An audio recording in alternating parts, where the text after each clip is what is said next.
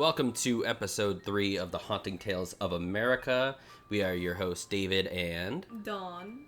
And I am super excited for this week's episode. We have something that is really close to home for us, and that is the story of Betty and Barney Hill. So we're going to start with a quick summary here. So Betty and Barney Hill were a couple from Portsmouth, New Hampshire, who gained international attention after claiming to have been abducted by aliens in September of 1961. While driving home from Montreal, Canada, they reported seeing strange lights in the sky, followed by a large spacecraft landing in a field. They recalled seeing humanoid creatures, but lost 2 hours of memory.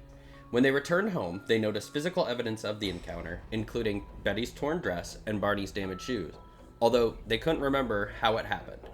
So about a year later, they underwent hypnosis to uncover the missing memories, and both recalled similar experiences of being abducted. This became one of the most well-documented UFO abduction stories in history. Betty Hill became a prominent figure in UFO research, continuing her work after Barney's death in 1969. Beyond their UFO experience, both were active members of their loyal community, included in civil rights and the Unitarian Church. Very cool. Eunice Elizabeth, also known as Betty Barrett, was born on June 28, 1919. She grew up on a farm in Kingston, New Hampshire. She was well known for her intelligence, creativity, determination to pursue a life beyond her rural upbringing. She attended the University of New Hampshire, and she became known for her liberal views and close relationships with the university's only African-American student, which drew criticism in a less accepting era. During World War II, Betty took a break from college, where she worked as a waitress, later married the diner's cook, and adopted his 3 children. After their 14-year marriage ended, she returned to school and graduated in 1958. She later became a social worker.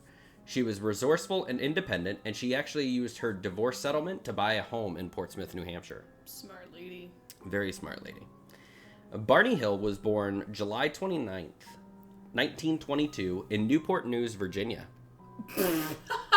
Yeah, what are the odds of that? We just did the first episode on Crawford Virginia. Road. Yeah. And it's actually not too far from Crawford Road, Newport News. Yeah.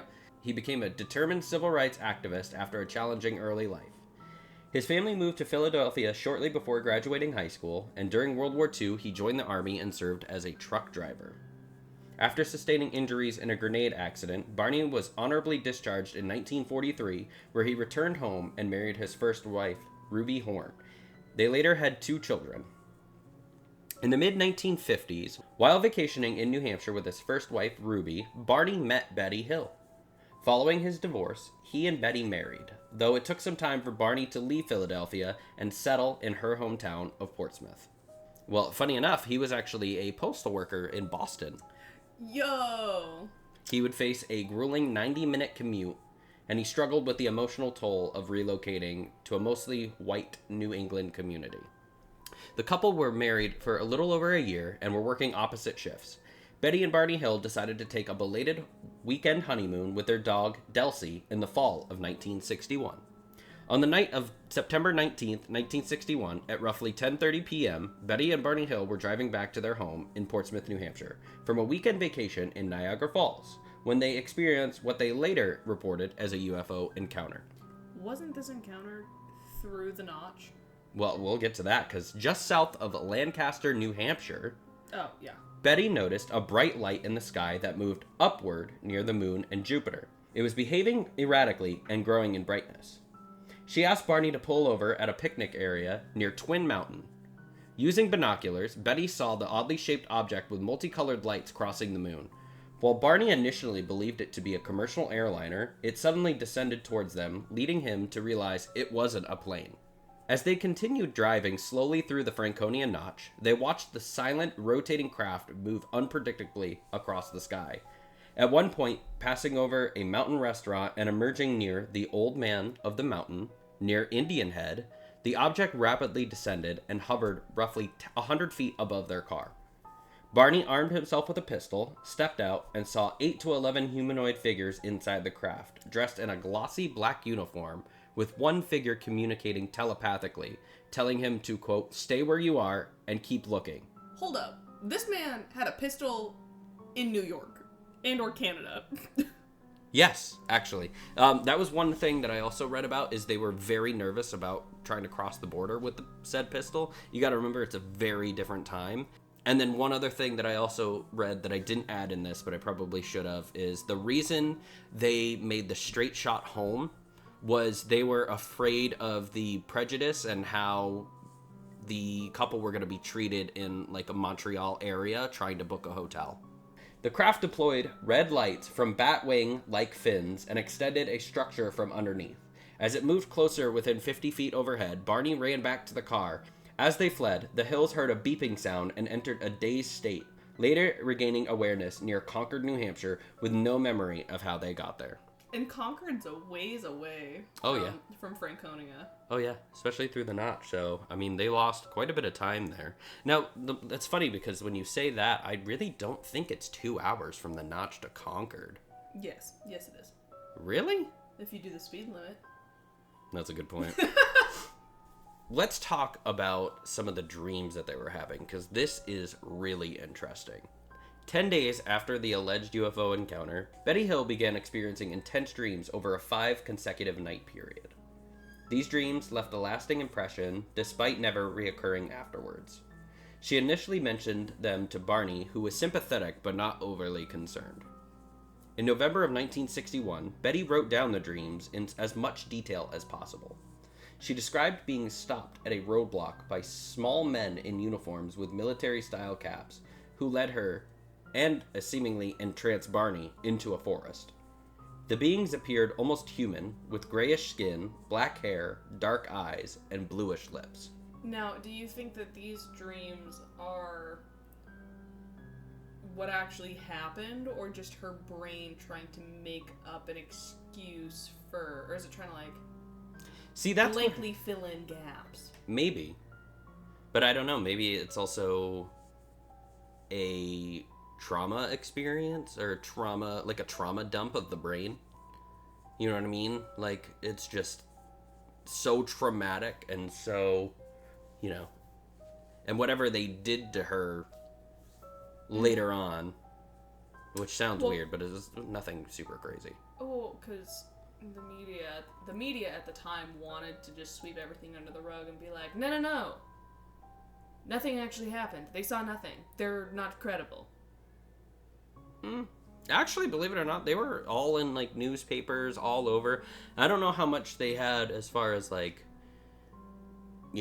in black or government officials coming banging on the door, but right. But I can tell you, I can't remember how far down it is, but I believe it's near Portsmouth. If you get right off the highway, there is a gas station that the entire thing is painted with aliens and Betty and Barney Hill. Yeah. The pumps, the gas station, front entrance is just, there's 2 aliens, and then there's Betty and Barney in their car with the man on the mountain, and then the aircraft in the air. It is very cool, and it says, "Do you believe in me?" I want to go to this gas station.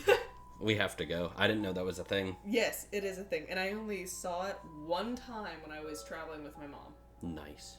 We got to figure out where that is. I want to stop there. Yes. I feel like that'd be really cool.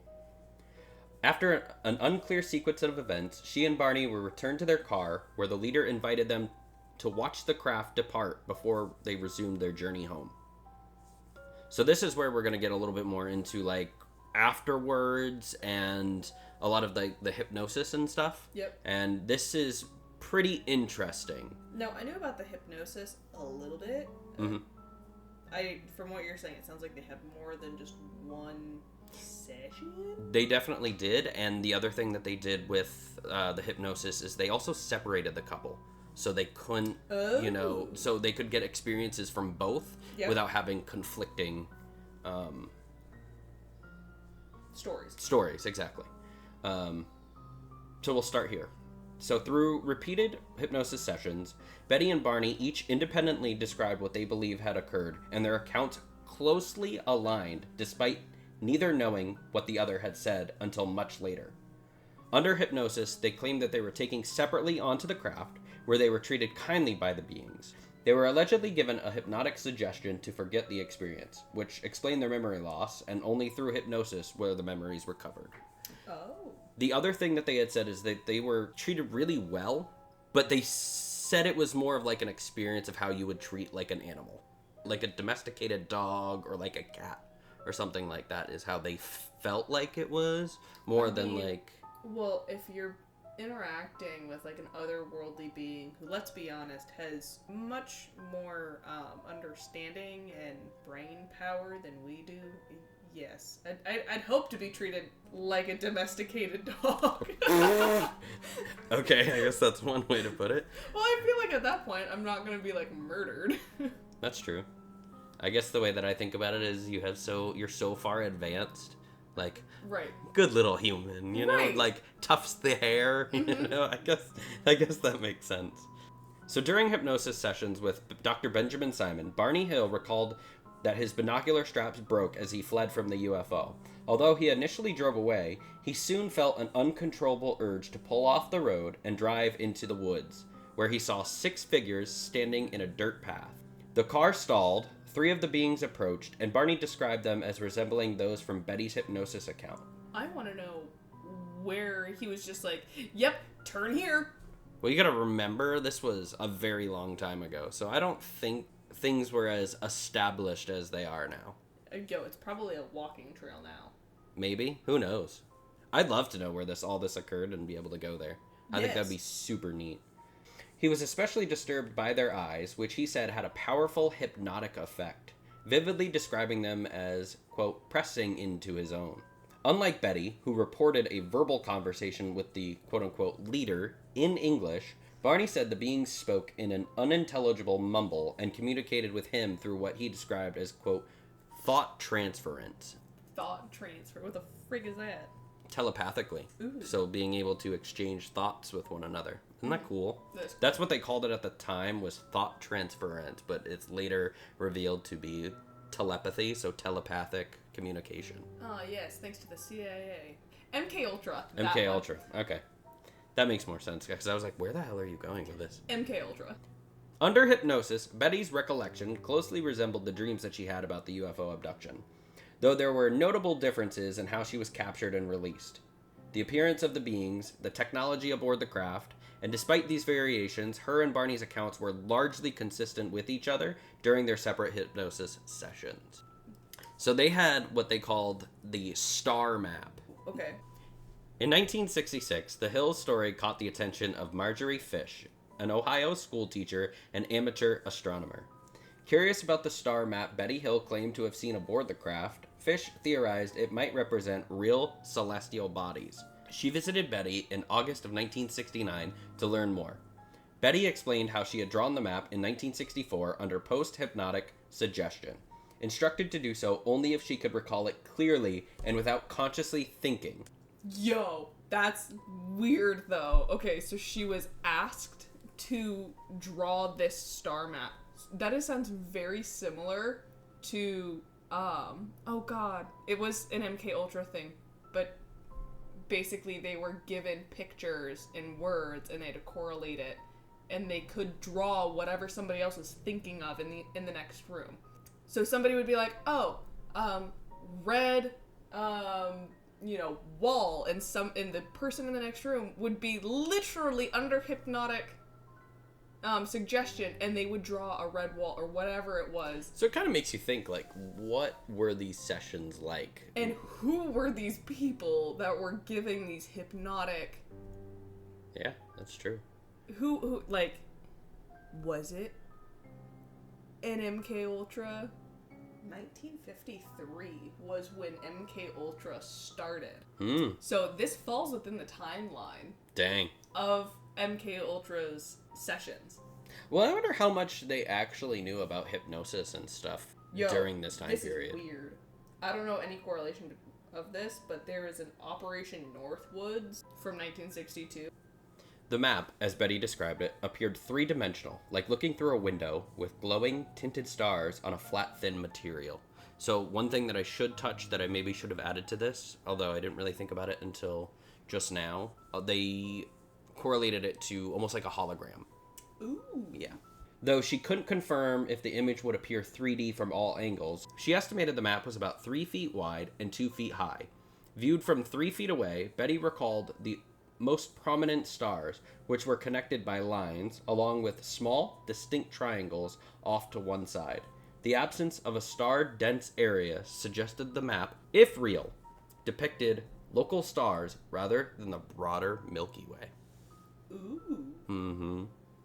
That seems super cool to me. So she was able to, under hypnosis, recall this map and just kind of be able to map out where some of the things are. Again, my brain with all of this stuff with hypnosis, I'm just going, who are these people and why does this seem very MK Ultra E?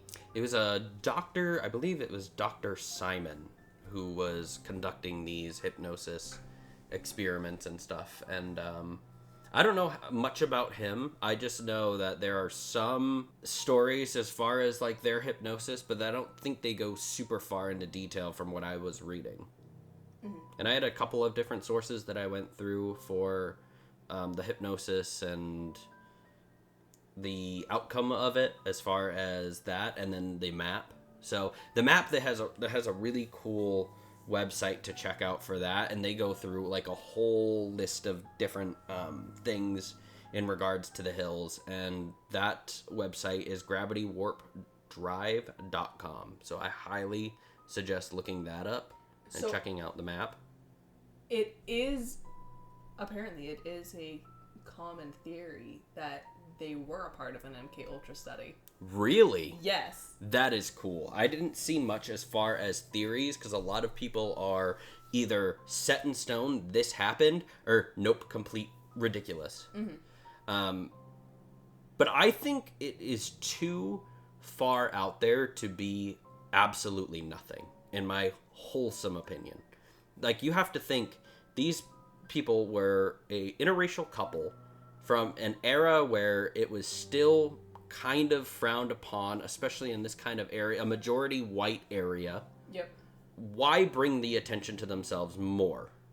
You know what I mean? They were already like civil rights like activists. They fought, right. And they were their just relationship in general was kind of controversial. Yes. You know, so I mean, they fought for these things. Why bring more attention, especially national attention, right? Oh, yeah. Because this was huge in this time frame, in this time period. Like I said, this is probably the biggest, most well-documented encounters for UFOs.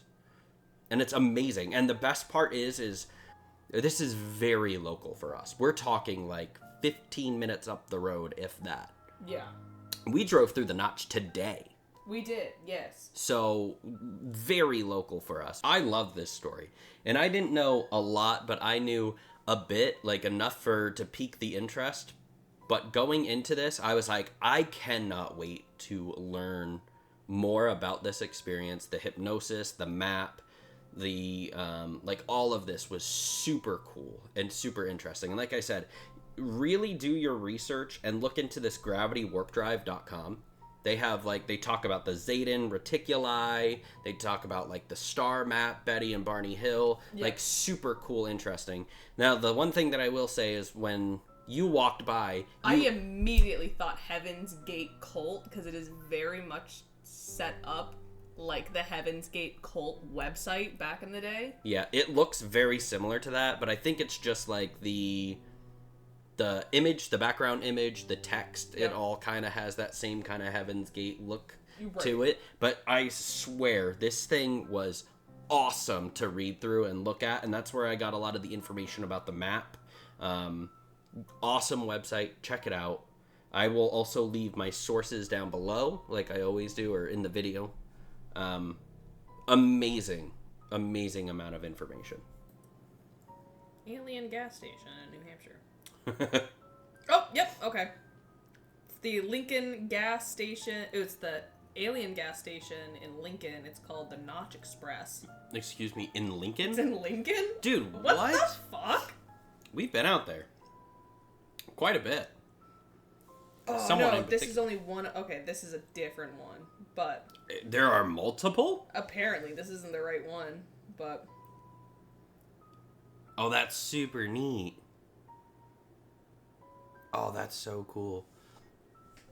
It's like a mural on the side, and it says, First Close Encounter of the Third Kind, Betty and Barney Hill, September 19th, 1961. And it's like a mural with a large, skinny, white being. It looks so cool. Oh, they got like a little thing that you can like sign your name on it too. I know that's beyond the point, but that's super cool. I really like that little mural there. We should go here. Yeah. And you said that that's not even the only one. There's more. There's a different one. That's so It's cool. further down south. Not just that. I love how I type in alien gas station, and that's the first thing that pop up on Google. It's like, yeah, we know what you're looking for. There is an entire article from Boston.com about the gas station in Lincoln. Really? Why is there an alien-themed gas station in New Hampshire? If you hear about UFOs or are interested in UFOs, eventually you'll hear about the Betty and Barney Hill abduction. And it's a whole thing. About this gas station in Lincoln, New Hampshire. I really want to go. I'm super excited. Can we go tomorrow? Sure. The cosmic mural is out of this world. Almost enough to forget you're standing in a gas station in the middle of the White Mountains. Oh boy. This is so hilarious. Inside, among the Chex Mix and beer, there are treasure troves of photos and newspaper clippings. Ooh! I'm super excited. We're going. Yes. I know they have a placard somewhere, too. Like, roughly close by that talks about Betty and Barney Hill. Yeah. I've seen the placard itself. I'm not sure where exactly it is located. But I know that we have seen it. Mm-hmm. So for the audio-only listeners, we do upload on our YouTube channel. We have, like, reference photos and our sources and everything like that. The other thing I will mention is if you have any stories, Let us know. let us know. We're going to leave an email address as well. Shoot us an email with your experiences, your stories. At some point, I would love to get enough stories to do a viewer episode where we'll read out your emails if you have any experiences. And the other thing is, if you guys take any pictures, Yes. be sure to add those as well. I would love to add them into the video so that way you guys can kind of have your moment to shine. Oh, yeah, and get your stories told. So I'm going to leave the email and, shoot us a message. It would be fun. So. All right. Good night, people. Thank you guys so much.